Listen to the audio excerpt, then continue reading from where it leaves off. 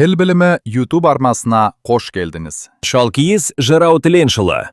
Шамамен 1465-1560 жылдар аралығында өмір сүрген. Шалкиіз жырау тіленшілі 15-16 ғасырларда өмір сүрген атақты қазақ жырауы. Ол жайықтың шығыс бетінде дүниеге келген. 3 айлығында анасынан айырылып, нағашы жұртында тәрбиеленген. Өмірінің соңғы кезеңін Хақназар ханның маңында өткізген. Жыраудың шығармалары 19 ғасырдан бастап хатқа түсе бастады. 1875 жылы оның туындылары орыс және қазақ тілдерінде Императорлық орыс географиялық қоғамы Орынбор бөлімінің жазбалары жинағында жарияланды.